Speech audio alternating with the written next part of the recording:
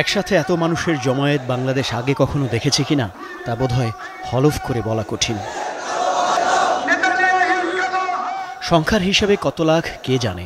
৬৮ acre আয়তনের সোহরাওয়ার্দী উদ্যান ছাপিয়ে জনসমুদ্র ছাড়িয়েছে আশপাশের সব সড়কে।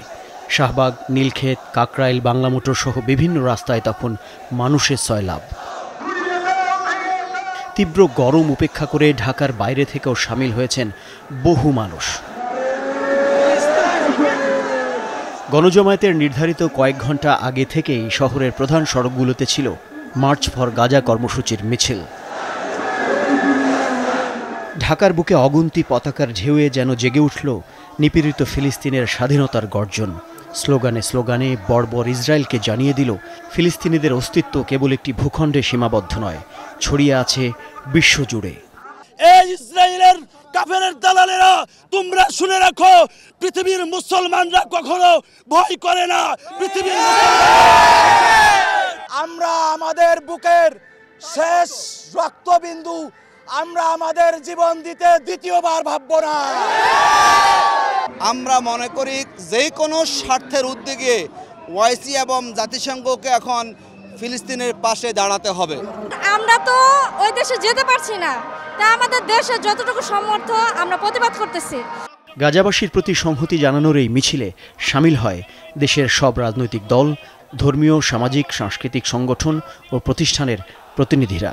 দূর দেশের নিপীড়িত মানুষের পাশে দাঁড়ানোর আহ্বান তারা ছড়িয়ে দিলেন লাখো জনতার মাঝে। ফিলিস্তিন ফিলিস্তিন,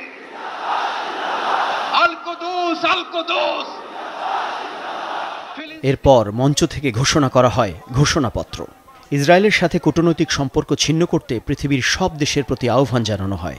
সেই সাথে ইসরায়েল ভ্রমণ ইস্যুতে বাংলাদেশি পাসপোর্টে আগের শর্ত ফিরিয়ে আনার দাবিও ছিল ঘোষণাপত্রে।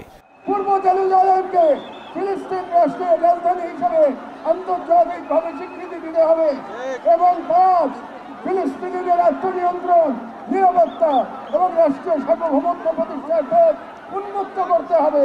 পরাশক্তি কিংবা প্রভাবশালী রাষ্ট্র না হয়েও ফিলিস্তিনিদের জন্য বাংলাদেশের এই কর্মসূচিকে ঐতিহাসিক মনে করছেন সাধারণ মানুষ। আক্ষরিক অর্থে এটি হয়তো সরাসরি প্রভাব ফেলবে না, তবে তাদের প্রবল বিশ্বাস সেই দিন খুবই সন্নিকটে যখন মানবীয় মূল্যবোধ সম্পন্ন শতকোটি মানুষের প্রতিরোধে পর্যুদস্ত হবে ইসরায়েলি বর্বরতা। ফিলিস্তিনের পার্শ্ববর্তী ধনী আরব রাষ্ট্রগুলো যখন অনেকটা দর্শকের ভূমিকায়, তখন ৫,৫০০ কিলোমিটার দূরের মুসলিম প্রধান দেশ হিসেবে বাংলাদেশ এই গণজমায়েতের মধ্য দিয়ে জানিয়ে দিল স্বাধীনতাকামী ফিলিস্তিন একা নয়, কেবল মুসলিমরাই তো নয়, নানা জাতি, ধর্ম, বর্ণ নির্বিশেষে বহু মানুষের অংশগ্রহণের এই বিশাল শান্তিপূর্ণ জমায়েত উদ্ধার হয়ে থাকলো সকল অশান্তি আর যুদ্ধের বিরুদ্ধে। মাকসুদুন নবী, চ্যানেল 24, ঢাকা।